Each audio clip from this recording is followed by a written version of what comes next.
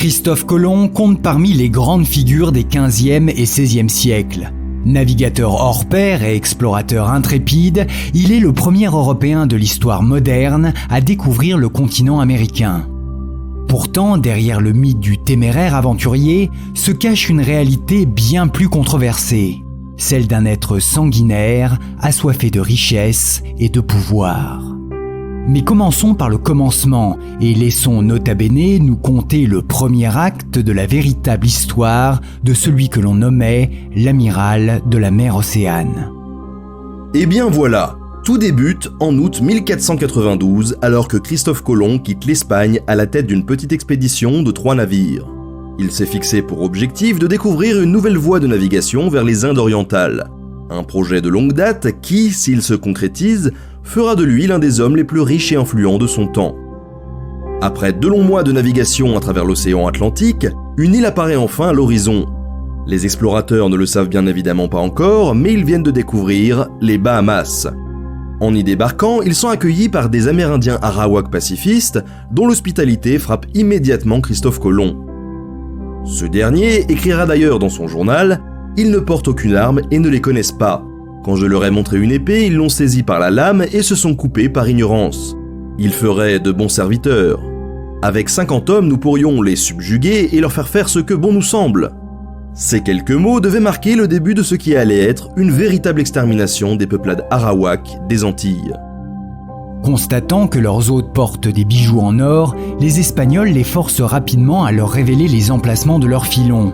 Une nouvelle expédition est alors organisée qui conduira Colomb et ses hommes de Cuba à Haïti. Mais les gisements découverts s'avèrent très décevants et de retour en Espagne, l'amiral est obligé de mentir afin de pouvoir financer un second voyage.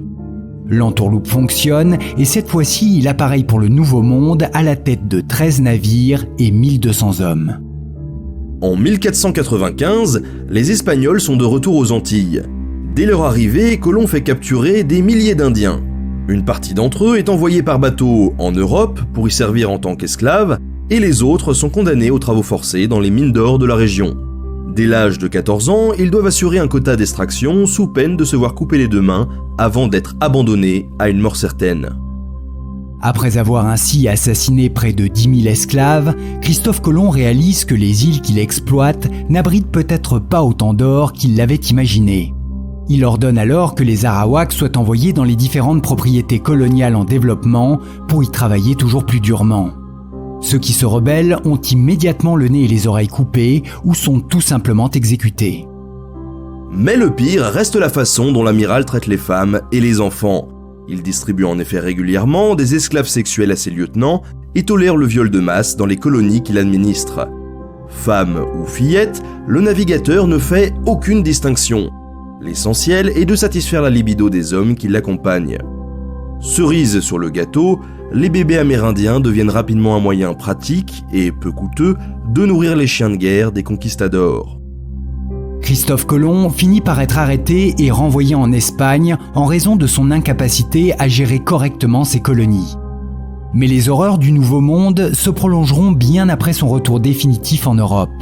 Sur les 500 000 Arawaks peuplant les Antilles, il n'en reste plus que 15 000 en 1515, 600 en 1531 et plus aucun en 1650. Un grand merci à Ben qui m'a accompagné tout au long de cet épisode. Vous pouvez le retrouver chaque semaine sur sa chaîne Nota Bene, ainsi que sur la page Facebook de la Vidéothèque d'Alexandrie, un collectif de vidéastes culturels auquel nous appartenons tous les deux et que je vous invite à découvrir sans plus attendre.